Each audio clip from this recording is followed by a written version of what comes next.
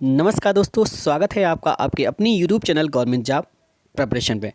दोस्तों, जैसा कि आप सभी को पता है कि मैं यहाँ पर सीरीज चला रहा हूँ घटना चक्र पूर्वावलोकन का। जो आधुनिक भारत का इतिहास है वो पूरा का पूरा यहाँ पर हम लोग कवर करेंगे, क्योंकि अगर आप किसी भी एग्जाम की तैयारी कर रहे हैं जिसमें आपका हिस्ट्री आता है तो मॉडर्न हिस्ट्री से सबसे ज़्यादा क्वेश्चन पूछे जाते हैं और उसके लिए आपको प्रीवियस ईयर के जो क्वेश्चन है वो करने बहुत ही जरूरी हैं। तो ये सारी की सारी सीरीज जो है आपकी घटना चक्र जो पूर्वावलोकन है उससे यहाँ पर ये क्वेश्चन लिए गए हैं और सारे के सारे हम विधिवत व्याख्या के साथ यहाँ पर सारे क्वेश्चन यहाँ पर देखेंगे, ताकि जो है आप इससे ज़्यादा से ज़्यादा बेनिफिट ले सकेंगे और दोबारा आप घटना चक्र इसी से आप अच्छे से प्रिपेयर कर लेंगे। तो दोस्तों, इसी सीरीज का मैंने पहला वीडियो ऑलरेडी अपने चैनल पर अपलोड कर दिया है। अगर आपने अभी उसको नहीं देखा है तो आप जाकर उसको देख सकते हैं। और मैं एक यहाँ पर सीरीज बना दूंगा घटना चक्र पूर्वावलोकन इतिहास, मॉडर्न हिस्ट्री मतलब आधुनिक भारत का इतिहास, घटना चक्र पूर्वावलोकन। उस प्लेलिस्ट में जाकर आप सारे के सारे इसके वीडियोस देख पाएंगे और डेली एक वीडियो में यहाँ पर इसका प्रोवाइड करूंगा।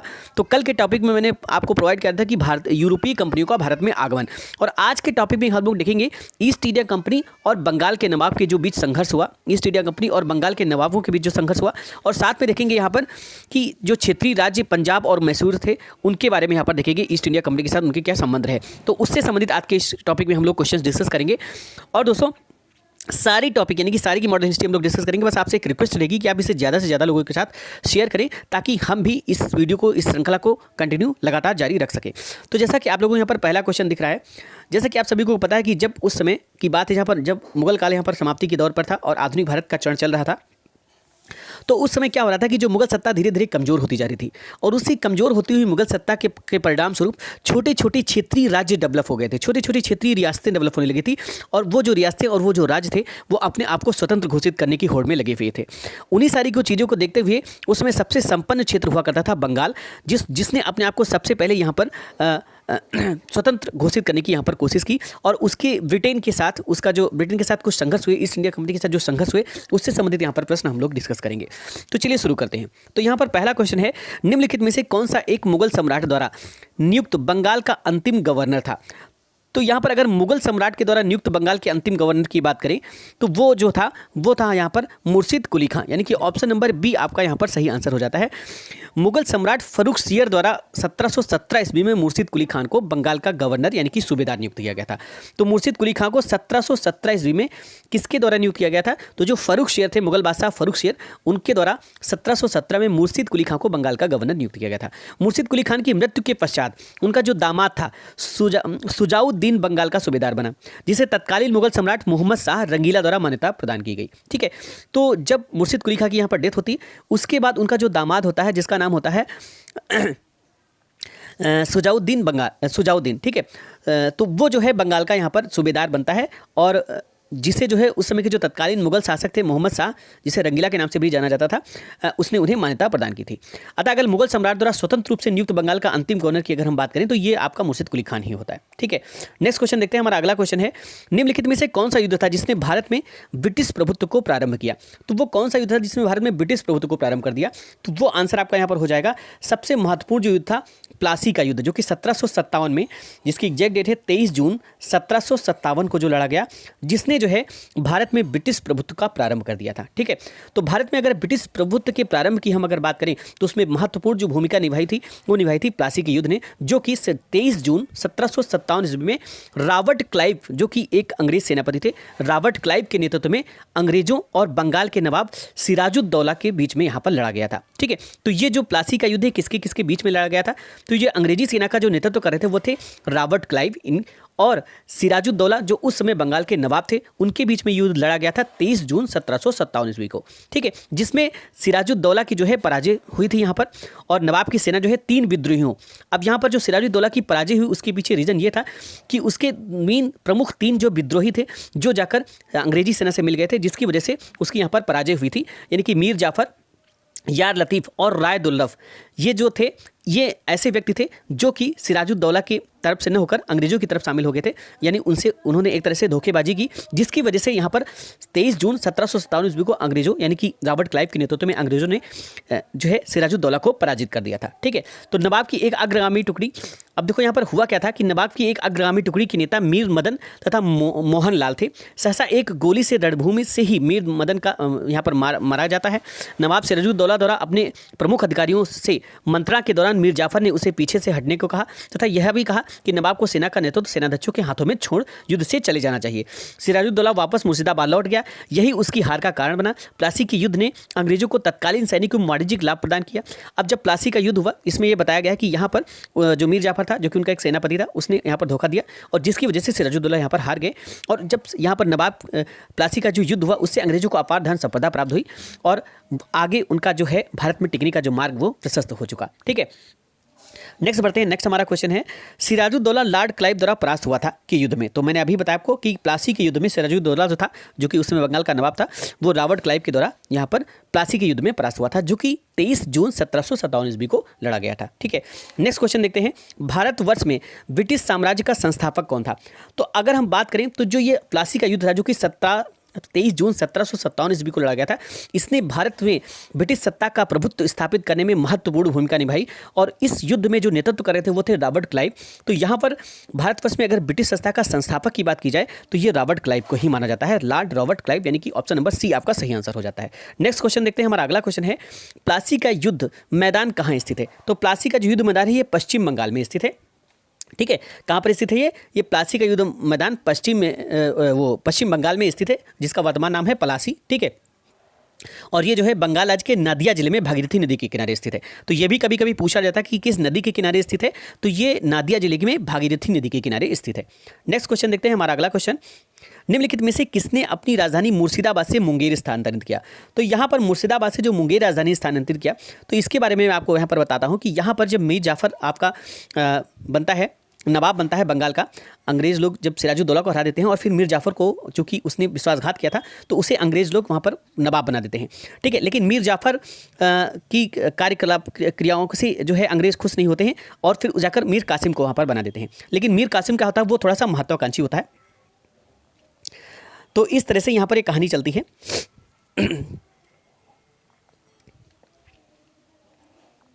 तो मीर कासिम को बना देते हैं। तो मीर कासिम जब यहाँ पर बनता है नवाब, तो ये थोड़ा सा महत्वाकांक्षी होता है और ये क्या करता है, सबसे पहले अपनी जो राजधानी थी, तो ये अंग्रेजों, चूँकि अंग्रेज का प्रभुत्व वहाँ पर ज़्यादा था मुर्शिदाबाद में, तो वहाँ से हटाकर मुंगेर में स्थानांतरित करने की कोशिश कर देता है, ताकि जो है अंग्रेज ज़्यादा उसके कामों में हस्तक्षेप ना करें।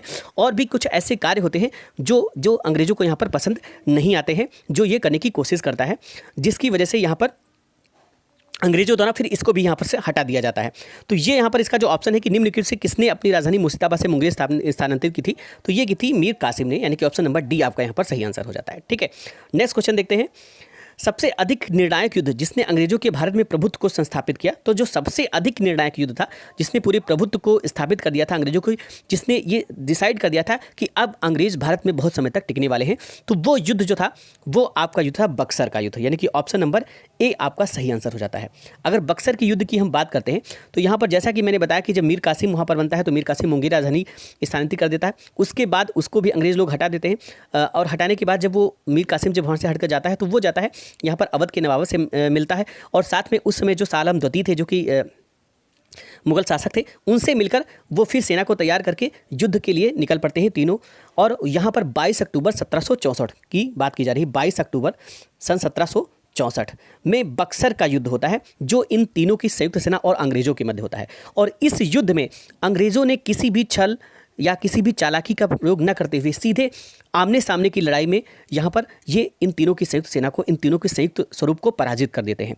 तो इस तरह से अगर कहा जाए तो अंग्रेज अब समझ लेते हैं कि अब इनसे पूरे उत्तर भारत में या पूरे मुगल सत्ता में अब अंग्रेजों से टक्कर लेने वाला कोई भी व्यक्ति नहीं है। ये इस युद्ध से अंग्रेज समझ जाते हैं और वो समझ जाते हैं कि अब वो यहाँ पर अधिक दिनों तक रह सकते हैं।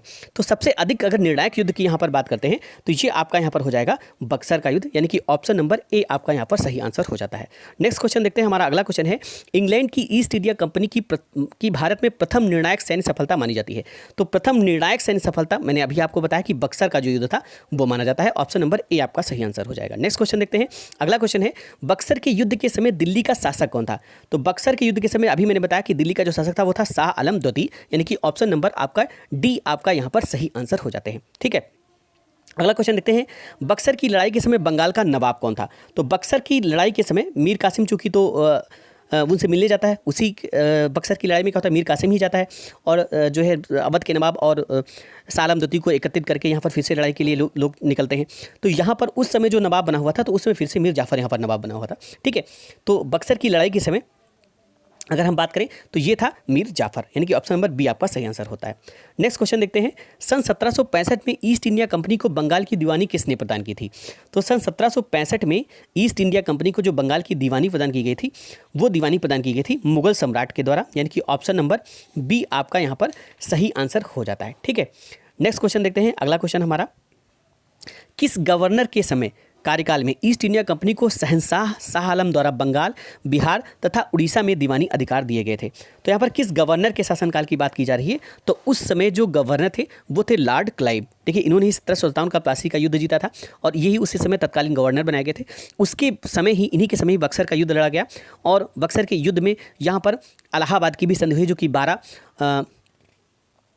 कि 1765 में यहाँ पर इलाहाबाद की संधि हुई थी। तो उसी संधि के तहत, इलाहाबाद की संधि के तहत ही यहाँ पर शाह आलम द्वारा बंगाल, बिहार और उड़ीसा में दीवानी अधिकार यहाँ पर अंग्रेजों को प्राप्त हुए थे। ठीक है, तो नेक्स्ट क्वेश्चन देखते हैं। हमारा अगला क्वेश्चन है, सम्राट शाह आलम द्वितीय ने ईस्ट इंडिया कंपनी को बंगाल, बिहार तथा उड़ीसा की दीवानी प्रदान की थी। तो ये मैंने बताया कि 1765 जो इलाहाबाद की संधि हुई थी, तो एग्जैक्ट डेट यहाँ पर हो जाता है 12 अगस्त 1765, यानी कि ऑप्शन नंबर ए आपका यहाँ पर सही आंसर हो जाता है। 12 अगस्त 1765 को बंगाल, बिहार और उड़ीसा की दीवानी शाह आलम द्वितीय के द्वारा ईस्ट इंडिया कंपनी को प्रदान कर दी गई थी।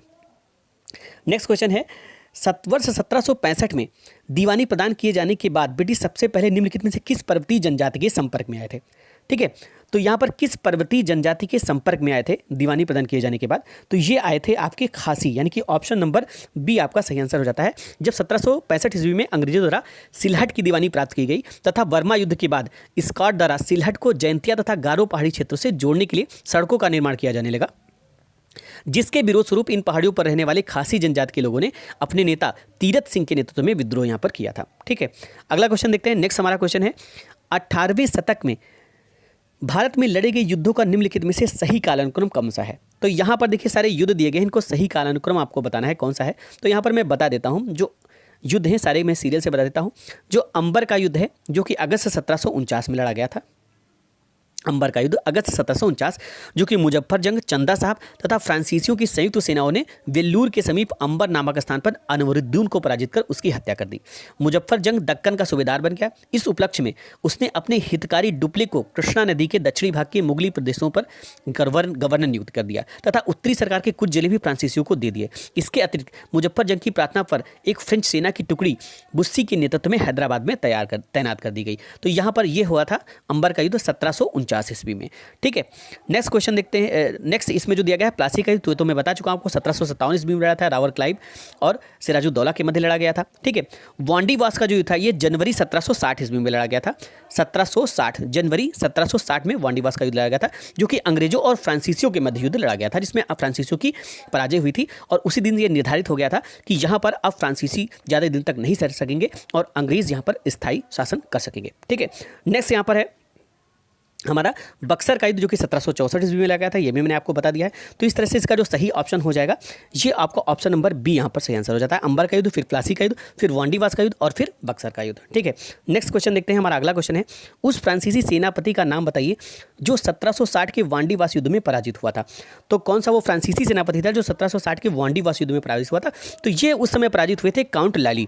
ठीक है, डुप्ले को वापस बुलाए जाने के बाद काउंट लाली ने नेतृत्व संभाला था फ्रांसीसी कंपनी का, और काउंट लाली जो कि 1760 में वांडीवास के युद्ध में यहाँ पर पराजित हो गए थे और उसी के साथ यहाँ पर जो फ्रांसीसियों का यहाँ पर पतन होने लगा था और अंग्रेजी सत्ता यहाँ पर प्रभावी होने लगी थी। ठीक है, नेक्स्ट क्वेश्चन देखते हैं। हमारा अगला क्वेश्चन है, निम्नलिखित में से कौन सा सही सुमेलित है, कौन सा युग्म सही सुमेलित है, ये आपको बताना है। ठीक है, तो बक्सर का युद्ध, ठीक है, कौन सा सही सुमेलित है ये आपको बताना है। तो बक्सर का युद्ध मीर जाफर विरुद्ध क्लाइव, नहीं तो ये क्लाइव के साथ नहीं लड़ा गया था। वांडीवास का युद्ध फ्रांसीसी विरुद्ध ईस्ट इंडिया कंपनी, ये बिल्कुल सही है, ये सही। बाकी सारे के सारे यहाँ पर युद्ध ये गलत हैं। ठीक है, नेक्स्ट क्वेश्चन देखते हैं। हमारा अगला क्वेश्चन है, निम्न में से किसने भारत में अंग्रेजों का सर्वाधिक विरोध किया? तो भारत में अगर अंग्रेजों का सर्वाधिक विरोध करने वाले कोई लोग थे तो वो थे मराठा, यानी कि ऑप्शन नंबर ए आपका यहाँ पर सही आंसर हो जाता है। सर्वाधिक विरोध करने वालों में मराठों का नाम आता है। 4 आंग मराठा युद्ध भी देखने को मिलते हैं। ठीक है, ठीक है, और इस तरह से धीरे धीरे चौथे आंग मराठा युद्ध में भी मराठा शक्ति यहाँ पर छीड़ हो जाती है और अंग्रेजों का ही प्रभुत्व यहाँ पर स्थापित हो जाता है। नेक्स्ट क्वेश्चन देखते हैं। रणजीत सिंह के राज में, अब यहाँ पर थोड़ा सा जाते हैं। अभी मैंने यहाँ पर देखा कि बंगाल और अंग्रेजों के बीच जो संघर्ष हुआ, उसके बाद अब हम पंजाब और मैसूर में चलते हैं और वहाँ से संबंधित कुछ प्रश्न देखते हैं। तो उस समय पंजाब की बात चली थी, तो पंजाब में उसमें रणजीत सिंह का शासन हुआ करता था। तो रणजीत सिंह के बारे में अब यहाँ पर थोड़ा सा क्वेश्चन आपको देखने को मिलेंगे। तो रणजीत सिंह के राज्य में सम्मिलित था, तो रणजीत सिंह के राज्य में इसमें से क्या सम्मिलित था? तो इसमें था श्रीनगर तक रणजीत सिंह का शासन वहाँ पर था। अब रणजीत सिंह की अगर थोड़ी सी बात करें तो रणजीत सिंह जो है, इनका जो जन्म है ये 2 नवंबर 1780 ईस्वी में, ये कब हुआ था? 2 नवंबर, ठीक है, 1780 ईस्वी में इनका जन्म हुआ था। और ये जो है सुकर चकिया मिसल के मुखिया महासिंह के घर में इनका जन्म हुआ था। तो दोस्तों यहाँ पर बता दूं कि जो उसमें पंजाब का शासन था वो छोटे छोटे मिसल्स में डिवाइड था, और जिसमें एक सुकर चकिया मिसल था, और इसी मिसल में रणजीत सिंह का जन्म हुआ था। इनके पिता का जो नाम था वो था महासिंह, ठीक है, उनके घर इनका जन्म हुआ था। महाराणा रणजीत सिंह और अंग्रेजों के बीच 25 अप्रैल 1809 को अमृतसर की भी संधि भी हुई थी। तो अमृतसर की जो संधि है ये 25 अप्रैल 1809 ईस्वी की हुई थी, और ये किसके बीच हुई थी? तो ये हुई थी अंग्रेज़ों और अमृतसर की संधि हुई थी अंग्रेजों और महाराणा रणजीत सिंह की। संधि का जो तत्कालीन प्रभाव यह हुआ था कि रणजीत सिंह का सतलज पार के सिख राजाओं के ऊपर प्रभुत्व जमाने का स्वप्न टूट गया। परंतु दूसरी ओर जैसा कनिंघम ने कहा कि रणजीत सिंह को पश्चिम दिशा में प्रसार करने की खुली छूट मिल गई। उसने 1818 में मुल्तान और 1819 में कश्मीर और 1834 में पेशावर को भी जीत लिया था। रणजीत सिंह ने यहाँ पर इन इलाकों को भी यहाँ पर जीत लिया था। इस प्रकार यहाँ पर रणजीत सिंह के बारे में कुछ जानकारी हम लोगों ने प्राप्त की। नेक्स्ट क्वेश्चन है, रणजीत सिंह किस मिसल से संबंधित थे? तो ये भी मैंने बताया, सुकर चकिया मिसल से संबंधित थे, यानी कि ऑप्शन नंबर ए आपका यहाँ पर सही आंसर हो जाता है। नेक्स्ट क्वेश्चन देखते हैं। हमारा अगला क्वेश्चन है, महाराजा रणजीत सिंह के राज्य की राजधानी क्या थी? तो महाराजा रणजीत सिंह के राज्य की जो राजधानी थी वो थी लाहौर, यानी कि राजनीतिक राजधानी जो इनकी वो लाहौर थी, और अगर धार्मिक राजधानी की बात करें तो वो अमृतसर थी। ठीक है, तो इन्होंने अपनी राजनीतिक राजधानी लाहौर बनाई थी और धार्मिक राजधानी अमृतसर को बनाया था। ठीक है, 1798 में जमान शाह ने पंजाब पर आक्रमण किया। वापस जाते समय उसकी जो तोपें थीं वो चनाब नदी में गिर गईं। तो यहाँ पर क्या हुआ, ये बात हो रही है 1798 ईस्वी के, जब जमान शाह ने एक पंजाब क्षेत्र पर आक्रमण किया। ठीक है, और जब वो वापस जा रहे थे आक्रमण करके, तो उनकी जो तोपें थी वो चिनाब नदी में गिर गईं। तो रणजीत सिंह ने क्या किया कि उनकी तोपों को निकला कर उन्हें सौंप दिया। ठीक है, उस सेवा के बदले जमान शाह ने क्या किया, उन्हें लाहौर पर अधिकार करने की यहाँ पर अनुमति दे दी, और 1799 ईस्वी में रणजीत सिंह ने तत्काल जो है लाहौर पर अधिकार कर लिया तथा उसे अपनी राजधानी बना लिया। ठीक है, नेक्स्ट क्वेश्चन देखते हैं, रणजीत सिंह के सुप्रसिद्ध कोहिनूर हीरा प्राप्त किया था। तो जो कोहिनूर हीरा है रणजीत सिंह को, ये कहाँ से किससे मिला था? ये मिला था शाह शुजा से। ऑप्शन नंबर ए यहाँ पर सही आंसर हो जाता है। अब थोड़ा सा इस कोहिनूर के बारे की हिस्ट्री जान लेते हैं। तो पंजाब अहमद शाह अब्दाली के साम्राज्य का भाग था। ठीक है, तो पंजाब जो था ये उसमें अहमद शाह अब्दाली के साम्राज्य का भाग हुआ करता था, पहले की बात है। परंतु 1773 ईस्वी में उसकी मृत्यु के पश्चात मुल्तान, कश्मीर इत्यादि के कुछ छोटे छोटे भागों को छोड़कर शेष पर सिख मिसलों का अधिकार हो गया। ठीक है, उधर अफगानों के आंतरिक झगड़ों के कारण रणजीत सिंह को अपनी स्थिति सुदृढ़ करने का अवसर मिल गया। 1800 ईस्वी में अहमद शाह अब्दाली का पौत्र शाह शुजा काबुल की गद्दी पर बैठा, परंतु उसके भाई शाह महमूद ने शक्तिशाली बरकजई सरदारों फतेह खां और दोस्त मोहम्मद खां की सहायता से उसे 1809 ईस्वी में विस्थापित कर दिया तथा स्वयं कश्मीर और पेशावर पर अधिकार कर लिया। इसी अवसर पर शाह शुजा ने काबुल का राज्य प्राप्त करने के लिए रणजीत सिंह से सहायता मांगी और उन्हें कोहिनूर हीरा यहाँ पर भेंट किया था। ठीक है, नेक्स्ट क्वेश्चन देखते हैं। निम्नलिखित में से किसने कहा था कि ईश्वर की इच्छा थी कि मैं सब धर्मों का एक निगाह से देखूं, इसीलिए उसने दूसरी आंख की रोशनी ले ली? तो ये किसने कहा था? तो ये कहा था महाराजा रणजीत सिंह ने, यानी कि ऑप्शन नंबर आपका एक यहाँ पर सही आंसर हो जाता है। मैंने बताया कि रणजीत सिंह का जो जन्म है ये 2 नवंबर 1780 ईस्वी को सुकर चकिया मिसल के मुखिया महासिंह के घर में हुआ था। 12 वर्ष के ही थे कि उनके माता पिता स्वर्गवास हो गया था। 1792 ईस्वी से 1797 ईस्वी तक एक प्रतिशासक परिषद जिसमें इनकी माता, सास और दीवान लखपत राय थे ने शासन कार्य चलाया। 1797 ईस्वी में उन्होंने समस्त कार्यभार स्वयं संभाल लिया। रणजीत सिंह ने लाहौर पर 1799 में, अमृतसर पर 1805 में, फरीदकोट, मालेर, कोटला और अंबाला पर 1808 ईस्वी में विजय प्राप्त कर ली। रणजीत सिंह एक योग्य शासक थे। उन्होंने कहा था कि ईश्वर की इच्छा थी कि मैं सभी धर्मों की एक निगाह से देखूं, इसीलिए उसने उनकी दूसरी आंखों की रोशनी ले ली। ठीक है, नेक्स्ट क्वेश्चन देखते हैं। हमारा अगला क्वेश्चन, महाराजा रणजीत सिंह के उत्तराधिकारी कौन थे? तो इनके जो उत्तराधिकारी इनके पुत्र थे खड़ग सिंह, यानी कि ऑप्शन नंबर बी आपका सही आंसर यहाँ पर हो जाता है। ठीक है, नेक्स्ट क्वेश्चन देखते हैं। हमारा सिख राज्य का अंतिम राजा कौन था? तो ये अंतिम राजा थे दलीप सिंह, यानी कि ऑप्शन नंबर डी आपका सही आंसर हो जाता है। उन्होंने 1843 से 1849 तक यहाँ पर शासन किया था। ठीक है, नेक्स्ट क्वेश्चन देखते हैं। पंजाब के पूर्व महाराजा दिलीप सिंह के विषय में निम्नलिखित में से कौन एक कथन सत्य है? तो यहाँ पर इनके विषय में जो एक कथन सत्य हुआ है, 23 अक्टूबर 1893 को उनका निधन पेरिस में हुआ था। ठीक है, तो पंजाब के जो पूर्व महाराजा दिलीप सिंह थे, इनका जो निधन है ये 23 अक्टूबर 1893 को पेरिस फ्रांस में हो गया था। ठीक है, ये इनका यहाँ पर कथन सही है। नेक्स्ट क्वेश्चन है, प्रथम आंग्ल मैसूर युद्ध 1766 ईस्वी से 1769 ईस्वी में कौन विजयी हुआ था? तो प्रथम आंग्ल मैसूर युद्ध जो कि हैदर अली और अंग्रेजी सेना के मध्य लड़ा गया था, जिसमें आपका हैदर अली की यहाँ पर जीत हुई थी। प्रथम आंग्ल मैसूर युद्ध अंग्रेजों और हैदर अली के मध्य हुआ। निज़ाम, मराठे एवं अंग्रेज हैदर के विरुद्ध एक त्रिगुट संधि में सम्मिलित हुए।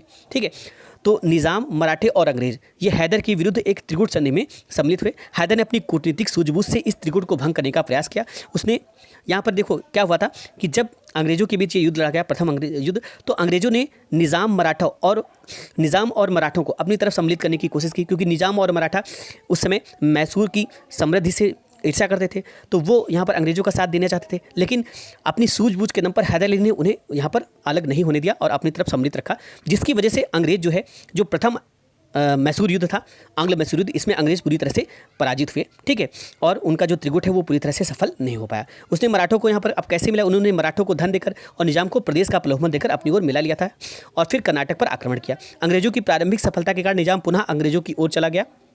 हैदर अली ने उत्साहपूर्वक लड़ते हुए 1768 में मंगलौर पर अधिकार कर लिया। मार्च 1769 में उसकी सेनाएं मद्रास तक जा पहुंची। अंग्रेजों ने व्यवस्था से हैदर अली की शर्तों पर 4 अप्रैल 1769 में मद्रास की संधि यहाँ पर कर ली थी। ठीक है, नेक्स्ट क्वेश्चन देखते हैं। ब्रिटिश जनरल जिसने हैदर अली को पोर्टो नोवा के युद्ध में हराया, तो ब्रिटिश जनरल से हैदर अली को पोर्टो नोवा के युद्ध में हराया था, वो था सर आयर कूट। आयर कूट ने यहाँ पर 1781 ईस्वी में हैदर अली का सामना अंग्रेज जनरल आयर कूट से हुआ, जिसमें पोर्टो नोवा के युद्ध में, जो कि नवंबर 1781 में लड़ा गया था, हैदर अली को परास्त कर दिया था। ठीक है, नेक्स्ट क्वेश्चन देखते हैं। टीपू सुल्तान ने अपनी राजधानी कहाँ बनाई? तो हैदर अली के परास्त होने के बाद हैदर अली की धीरे धीरे मृत्यु हो जाती है 1722 ईस्वी के परास्त होने के बाद यहाँ पर हैदर अली की मृत्यु हो जाती है। फिर धीरे धीरे उनका जो टीपू सुल्तान होता है, उनका पुत्र, वो यहाँ पर शासक बनता है। तो टीपू सुल्तान ने जो अपनी राजधानी बनाई वो आपकी श्रीरंगपट्टम में उसने बनाई, यानी कि ऑप्शन नंबर ए यहाँ पर सही आंसर हो जाता है। टीपू सुल्तान ने श्रीरंगपट्टम में अपनी राजधानी बनाया एवं जैकोबिन क्लब की स्थापना भी उसके द्वारा की गई थी। तो ये ध्यान रखना, जैकोबिन क्लब की स्थापना किसके द्वारा की गई थी? तो ये टीपू सुल्तान के द्वारा की गई थी। नेक्स्ट क्वेश्चन है, निम्नलिखित भारतीय शासकों में से कौन था जिसने विदेशों में आधुनिक पद्धति से दूतावास स्थापित किए थे? तो वो कौन सा शासक था? तो ये थे हमारे टीपू सुल्तान, यानी कि ऑप्शन नंबर डी आपका सही आंसर यहाँ पर हो जाता है। नेक्स्ट क्वेश्चन देखते हैं। हमारा अगला क्वेश्चन है, टीपू सुल्तान ने ब्रिटिश सेना को 1780 में हराया था। ठीक है, तो टीपू सुल्तान ने ब्रिटिश सेना को 1780 में कहाँ पर हराया था? तो ये हराया था पोलीलूर में, यानी कि ऑप्शन नंबर आपका बी सही आंसर हो जाता है। हैदर अली एवं टीपू सुल्तान ने मराठों तथा निजाम के साथ एक समझौता कर लिया तथा फ्रांसीसी सहायता का वचन ले लिया तथा कर्नाटक पर जुलाई 1780 में आक्रमण करके आरकाट पर अधिकार कर लिया। तत्पश्चात हेक्टर मुनरो की सेना को पोलीलूर नामक स्थान पर हरा दिया। उसके बाद देखते हैं, अंग्रेजों ने श्रीरंगपट्टम की संधि किसके साथ की थी?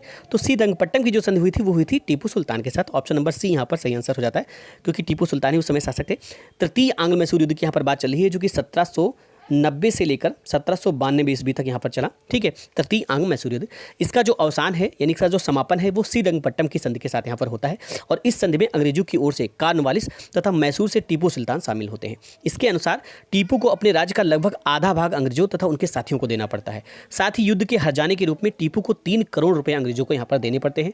श्रीरंगपट्टम की संधि में यह शामिल था कि जब तक टीपू 3 करोड़ रुपये नहीं देगा तब तक उसके 2 पुत्र अंग्रेजों के कब्जे में रहेंगे।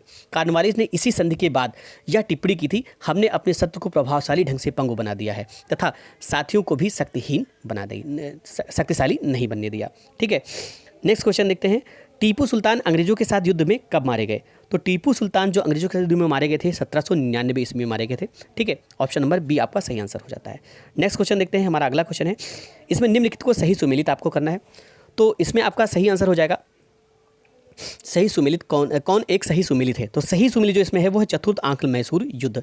ठीक है, चतुर्थ आंग्ल मैसूर युद्ध, टीपू पराजित किया गया एवं युद्ध के मध्य दिवंगत हुआ। तो यही आपका यहाँ पर सही है, बाकी सारे यहाँ पर क्या हो जाते हैं? गलत हो जाते हैं।